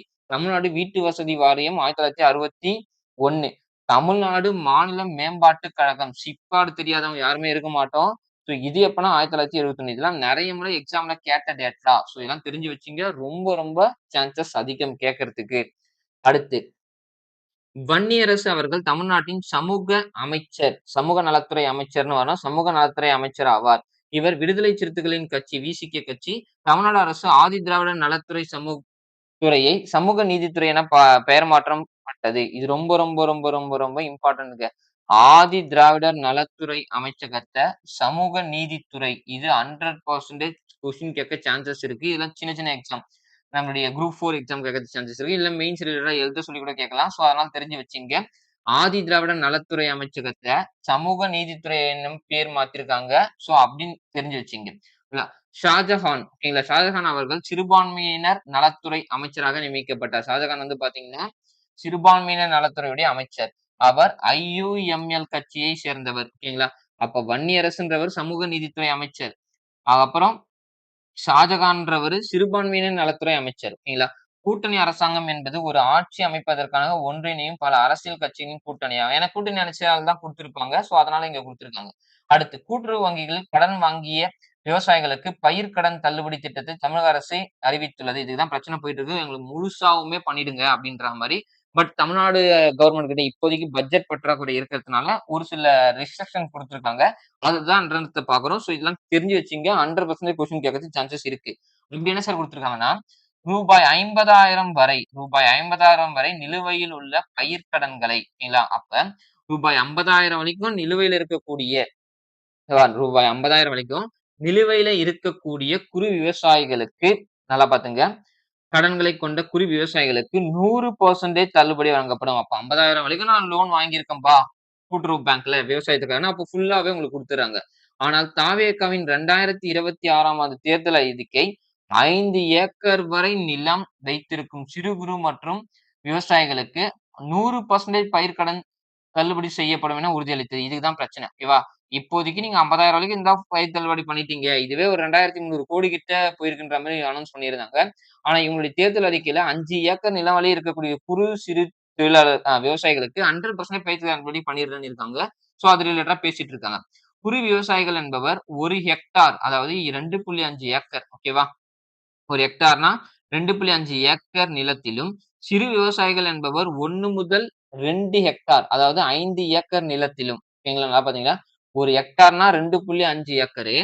அதுவே சிறு விவசாயிகள்னா 1லிருந்து 2 ஹெக்டார். அப்ப 5 ஏக்கர் வரைக்கும் நிலத்திலும் விவசாயம் செய்பவர் ஆவார். இதெல்லாம் தெரிஞ்சிருக்கணும். அப்ப 50,000 வரையும் தான் இப்ப பண்ணியிருக்காங்க. இவங்களுடைய தேர்தல் அறிக்கை இது அப்படின்றதையும் தெரியணும். அடுத்து அருண் ஐபிஎஸ் அவர்கள் ஊழல் தடுப்பு மற்றும் கண்காணிப்பு இயக்குநரகத்தின் இயக்குனராக நியமிக்கப்பட்டுள்ளார். யாரு? அருண் ஐபிஎஸ். ஓகேங்களா? அருண் ஐபிஎஸ் தான் ஊழல் மற்றும் ஊழல் தடுப்பு மற்றும் கண்காணிப்பு இயக்குநரகத்தின் இயக்குனர். ஓகேங்களா? இவர் சென்னையில் முன்னாள் காவல் ஆணையராக இருந்திருப்பாங்க. டிஎம்கே உடைய ஆட்சி காலத்துல. ஓகேவா? அடுத்து தமிழ்நாடு முதலமைச்சர் ஜோசப் விஜய் அவர்கள் டெல்லியில் நரேந்திர மோடி அவர்களை சந்தித்தார். இந்த சந்திப்பின் போது பிரதமரிடம் விஜய் அவர்கள் ஒரு விரிவான மனுவை கொடுத்தார். அந்த மனுவை பத்தி கேட்கறதுக்கு சான்சஸ் கம்மி தான். பட் இருந்தாலும் என்ன கொடுத்திருக்காங்கன்றத பார்த்துருவோம். வந்தே மாதரத்திற்கு முன்பு தமிழ்த்தாய் வாழ்த்து பாட அனுமதிக்குமாறு கேட்டிருப்பாங்க. கர்நாடகாவின் மேகதாது திட்டத்திற்கு முதல்வர் கடும் எதிர்ப்பு தெரிவித்திருப்பார். மேகதாது எதனால வருது? என்ன பிரச்சனை? இது எந்த ரிவருக்கு இடையில கட்டியிருக்காங்க? அப்படின்ற ஃபுல் டீட்டெயிலுமே நான் குடுத்து வச்சிருப்பேன். ஸோ, அத நம்மளுடைய YouTubeல பாத்துங்க. காவேரி நதி நீரை பகிர்வது தொடர்பான தமிழ்நாட்டிற்கும், கர்நாடகாவுக்கும் இடையே மேகதாது பிரச்சனை தொடர்பாக ஒரு முக்கிய பிரச்சனையாக இருந்து வருகிறது. 56 தமிழக மீனவர்கள் தற்போது இலங்கை சிறைகளில் அடைபட்டிருக்காங்க. அத பத்தியும் பேசியிருப்பாரு. அடுத்து தமிழ்நாட்டில் கேப்ஸ் வசதியை நிறுவ வேண்டும் என முதல்வர் மத்திய அரசை வலியுறுத்தினார். அது என்ன சார் கேப்ஸு? நம்ம கார் ஏறி போறோமே அந்த கேப்ஸான்னு கேட்டா அதான் கிடையாது. நல்லா தெரிஞ்சு வச்சுக்கங்க. இது வான்வழி அமைப்புக்கான ஒரு மையம். டிஃபென்ஸ்ல வரும். DRDOல ரிலேட்டடா இருக்கக்கூடியது இது. மாநிலத்திற்கான நிதி உதவி குறித்து விவாதிக்க ஜோசப் விஜய் அவர்கள் மத்திய நிதி அமைச்சர் நிர்மலா சீதாராமன் அவங்களையும் சந்திச்சிருப்பாங்க. ஓகேங்களா? அடுத்து பாருங்க. தேசிய நெடுஞ்சாலைகள் மற்றும் தொழில் வழித்தடங்கள் உள்ளிட்ட மாநில உட்கட்டமைப்புகளுக்கு மத்திய நிதி ஒதுக்கீடு செய்யுமாறு அவர் கேட்டிருக்காரு. மாநிலத்தின் கல்விச் சூழலை வலுப்படுத்த தேசிய முக்கியத்துவம் வாய்ந்த நிறுவனம் உள்ளிட்ட முதன்மை கல்வி நிறுவனங்களை நிறுவ வேண்டும் என அவர் கேட்டிருப்பாங்க. ஓகேங்களா? அதுக்கப்புறம் சென்னை, கோயம்புத்தூர், மதுரை, ஒசூர் ஆகிய இடங்களில் மெட்ரோ ரயில் வலையமைப்பை விரிவுபடுத்த நிதி ஒதுக்கீடு செய்யுமாறு கேட்டிருப்பாரு. இதெல்லாம் சும்மா உங்களுக்கு தெரிஞ்சு வச்சுக்கிறதுக்காக சொல்லியிருக்கேன். ஸோ இதெல்லாம் எக்ஸாம்ல கேட்கறதுக்கு சான்சஸ் கம்மி தான். அடுத்து மகேஷ்குமார் அகர்வால் அவர்கள் தமிழ்நாட்டின் டிஜிபியாக தேர்ந்தெடுக்கப்பட்டிருக்காங்க. இப்பதான் நியமிக்கவும் பண்ணியிருக்காங்க. ஓகேங்களா? அப்ப மகேஷ்குமார் அகர்வால் தான் தமிழ்நாட்டுடைய டிஜிபி அப்படின்றது தெரியும். சட்டம் மற்றும் ஒழுங்கு டிஜிபி அப்படின்னு சொல்லுவாங்க. டிஜிபி காவல்துறையிலும் ஒரு தலைவராக இருப்பாங்க. டிஜிபி நியமனத்திற்காக 3 மூத்த ஐஏஎஸ் அதிகாரிகளை கொண்ட ஒரு குழு யுபிஎஸ்சி தயாரித்து மாநில அரசுக்கு பரிந்துரைக்கும். ஓகேங்களா? அப்ப யுபிஎஸ்சில இருக்கவங்க தான் யூனியன் பப்ளிக் சர்வீஸ் கமிஷன். அவங்க 3 IAS officer sorry 3 IPS officer ஆ அதாவது சீனியரா இருக்கக்கூடிய 3 ஐபிஎஸ் அதிகாரிகள வச்சு தான் இவங்கள வந்து ஒரு குழுல தேர்ந்தெடுப்பாங்க. அந்த தேர்ந்தெடுக்கப்பட்டவங்கள்ல ஒண்ண தான் தமிழ்நாடு கவர்ன்மெண்ட் சூஸ் பண்ணும். தேர்வு செய்யப்பட்ட அதிகாரிகள் யாருன்னா, இப்ப இந்த 3 பேர் யார் யாருன்னு பார்த்தீங்கன்னா, ராஜீவ் குமார், அப்புறம் சந்தீப் ராய் ரத்தோர் மற்றும் மகேஷ்குமார் அவர்கள் ஆவார். ஓகேங்களா? சோ அவங்க 3 பேர்ல இவர் தான் ஒருத்தர சூஸ் பண்ணியிருக்காங்க. மகேஷ்குமார் அவர்கள் வந்து பார்த்தீங்கன்னா, பஞ்சாப் ஸ்டேட்ட சேர்ந்தவர். அப்ப தமிழ்நாட்டுடைய இன்னைக்கு டிஜிபியா இருக்கக்கூடியவர் யாருன்னு பார்த்தீங்கன்னா, பஞ்சாப் ஸ்டேட்ட சேர்ந்தவர் அப்படின்றது தெரியணும். இவர் 1994ஆம் ஆண்டு தமிழ்நாடு கேடர் ஐபிஎஸ் அதிகாரி ஆவார். ஓகேங்களா? அப்பவே ஒரு தமிழ்நாடு கேடர்ல வந்த ஒரு ஐபிஎஸ் அதிகாரி. இன்னைக்கு வந்து பார்த்தீங்கன்னா, இவர் தான் தமிழ்நாடுடைய டிஜிபி அப்படின்றது தெரியணும். இவர் தனது 22 வயதிலேயே ஐபிஎஸ் எக்ஸாம கிளியர் பண்ணியிருக்காங்க அப்படின்னு குடுத்திருப்பாங்க. ஓகேங்களா? இது இல்லாம நான் நேஷனல் லெவல்லாம் குடுத்து வச்சிருப்பேன். இந்தியாவின் முதல் வர்த்தக கடல் விமான சேவை எங்க இருக்குன்னு பார்த்தீங்கன்னா, லட்சத்தீவு. இந்தியாவுடைய முதல் வர்த்தக கடல் சேவை. அதுக்கப்புறம் மின்னணு சிகரெட்டு தடை சட்டம் எப்பன்னா 2019 இது தெரிஞ்சிருக்கணும். அடுத்து இந்தியாவின் முதல் தடையற்ற சுங்க கட்டண முறை எங்கன்னா குஜராத். இதெல்லாம் சான்சஸ் ரொம்ப ரொம்ப ஹைங்க. இந்தியாவின் முதல் தடையற்ற சுங்க கட்டண முறை எங்கன்னு பார்த்தீங்கன்னா, குஜராத்ல குடுத்திருப்பாங்க. அடுத்து தெலுங்கானா ராஷ்டிரகதி சேனா கட்சி. இதெல்லாம் உங்களுக்கு நான் பிடிஎஃப்பா என்னோட டெலகிராம் சேனல்ல குடுத்துருவேன். அந்த இடத்துல இத பார்த்து வச்சுங்க. ஜார்க்கண்ட் நமோ ஸ்டால் திட்டத்தை இப்போ நம்மளுடைய கரண்ட் அஃபேர்ஸ் எப்படி இருக்குன்றதுக்காக தான் நான் இப்படி குடுத்துட்டு இருப்பேன். சுவேந்து அதிகாரிகள் வந்து பார்த்தீங்கன்னா, வெஸ்ட் பெங்காலுடைய சிஎம்மா சூஸ் பண்ணியிருப்பாங்க. அப்புறம் ஹிமாந்து பிஸ்வா சர்மா வந்து பார்த்தீங்கன்னா, அசாமுடைய சிஎம்மா இருப்பாரு. ரங்கசாமி பாண்டிச்சேரியுடைய சிஎம். சிக்கிம் இந்தியாவின் முதல் காகிதமில்லா நீதித்துறை அரசு மாநிலமாகும். அத நல்லா நோட் பண்ணிங்க. சிக்கிம் வந்து பார்த்தீங்கன்னா, இந்தியாவின் முதல் காகிதமில்லா நீதித்துறை அரசு மாநிலம். ரொம்ப ரொம்ப இம்பார்ட்டன்ட். இதெல்லாம் நேஷனல் லெவல்ல இருக்கக்கூடிய கரண்ட் அஃபேர்ஸ்ன்னே சொல்லலாம். பாலிட்டி ரிலேட்டடா கேட்கலாம். அடுத்து உச்சநீதிமன்ற நீதிபதிகளின் எண்ணிக்கை 38 ஆகும். நல்லா பாத்துங்க. இன்னைக்கு நமக்கு 34 பேர். ஓகேங்களா? இததான் 1+33 வச்சுட்டு இருப்போம். ஆனா இப்ப இது என்னவா மாறப்போகுதுன்னா 38 மாறப்போகுது. உச்சநீதிமன்றம் 37 நீதிபதிகளும், 1 தலைமை நீதிபதியும் இருப்பார்கள். உச்சநீதிமன்றம் நீதிபதிகளின் எண்ணிக்கை சட்டம் 1956ல உச்சநீதிமன்ற நீதிபதிகளின் எண்ணிக்கையை அதிகரிக்க வழிவகை செய்தது. 2026ஆம் ஆண்டின் உச்சநீதிமன்ற நீதிபதிகளின் எண்ணிக்கை திருத்த மசோதா உச்சநீதிமன்ற நீதிபதிகளின் எண்ணிக்கையை அதிகரிப்பதற்காக 1956ஆம் ஆண்டு சட்டத்தை திருத்தியது. அப்ப ஃபர்ஸ்ட் வந்த சட்டம் 1956. இத கரெக்ஷன் பண்ணி தான் 2026ல ஒரு சட்டம் வந்திருக்கு. ஓகேவா?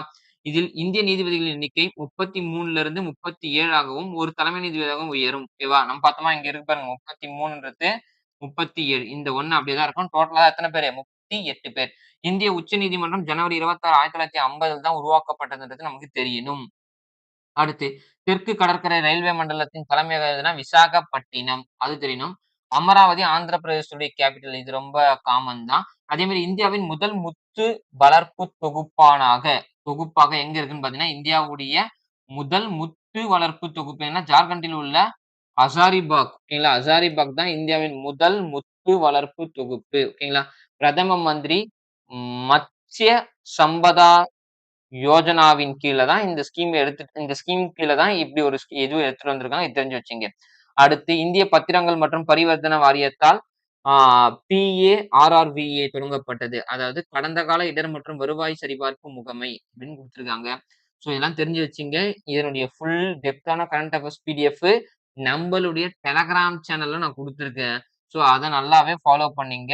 ஸோ ஒரு சில கரண்ட் அஃபேர்ஸ் வந்து பார்த்தீங்கன்னா, லென்த்தா இருக்குன்றதுக்காக நான் ஷார்ட்டா குடுத்து வச்சிருக்கேன். கம்மி பண்ணணுன்றதுக்காக. ஸோ இத நீங்க பிடிஎஃப்பா பார்த்து வச்சுங்க. ரொம்ப ரொம்ப யூஸ்ஃபுல்லா இருக்கும். நம்மளுடைய சேனல சப்ஸ்கிரைப் பண்ணாம இருந்தா சப்ஸ்கிரைப் பண்ணி வச்சுங்க. Thank you.